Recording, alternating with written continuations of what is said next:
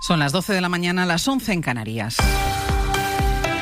El número de personas sin hogar ha aumentado un 25% en la última década en nuestro país. Antonio Martín. Sí, son datos que acaba de dar a conocer el Instituto Nacional de Estadística. La mayoría de ellas, además, tiene algún síntoma compatible con la depresión, informa Pilar Díaz de Aguilar. El perfil más común son hombres, 7 de cada 10 de media suelen tener unos 43 años y la mayoría han estudiado hasta la secundaria, aunque un 12% de las mujeres sin hogar tienen estudios universitarios. La mitad de las personas sin hogar encuestadas tienen hijos y el 40% lleva más de 3 años sin alojamiento propio.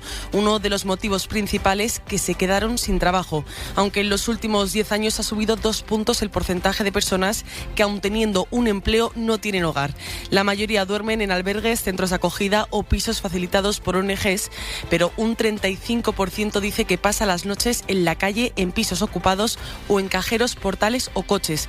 La mitad de los encuestados asegura haber sido víctima de insultos, amenazas, robos y agresiones. Por comunidades, las tasas más altas las tienen Ceuta, Euskadi y Navarra, las más bajas la Comunidad Valenciana, Cataluña y Castilla-La Mancha. Y mientras tanto los precios siguen sin dar respiro en la zona euro. Eurostat acaba de confirmar el dato de la inflación de septiembre, que se queda rozando el 10%. Jordi Fábrega. En el 9,9%. Es una décima más baja que la primera estimación, pero supone que la inflación ha subido en un mes del 9,1 al 9,9%. Hay 4 países ya con subidas de precio de más del 20% en el último año y hay solo 2 donde la inflación no llega al 8%. España tiene una inflación en términos armonizados del 9% y está por debajo de la media por primera vez en año y medio. Más cosas. El Tribunal Supremo ha confirmado la condena a más de 21 años de cárcel para el profesor de gimnasia de los Maristas de Barcelona que abusó sexualmente de varios alumnos, informa Pedro Jiménez. El Supremo confirma la condena al profesor de gimnasia del Colegio de los Maristas en Les Corts por delitos de abusos sexuales continuados a 4 alumnos,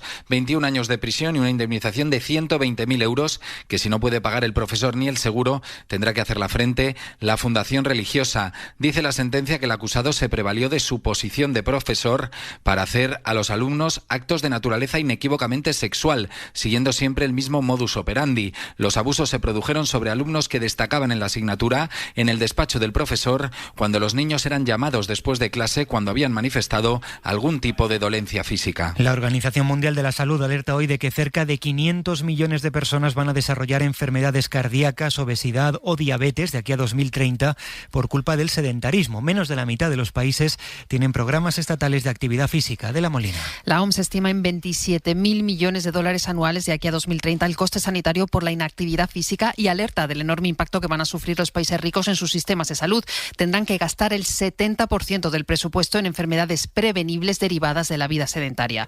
La mayoría de los 500 millones de personas que enfermarán por falta de actividad lo harán, sin embargo, en países con ingresos bajos o medios. En este informe, el primero de la Organización sobre Actividad Física, destaca la poca importancia que en general se da a este tema en los 194 países analizados. Por ejemplo, solo un 40% tiene normas para diseñar carreteras que incentiven caminar o ir en bici de forma segura. La OMS pide mayor celeridad y compromiso en la puesta en marcha de medidas que fomenten el ejercicio y recuerda que el beneficio no es solo para la salud física y mental de las personas, sino para las sociedades y las economías. Y un asunto más. Continúa el debate en el Parlamento de Cataluña en el primer pleno ya con el nuevo gobierno controlado solo por personas de Esquerra y por independientes, pero Aragonés le ha pedido a Junts que se abra pactos, mientras que este partido le acusa de haberse quedado solo y sin apoyos relevantes. En el Parlamento está Núria Pujadas. Adelante.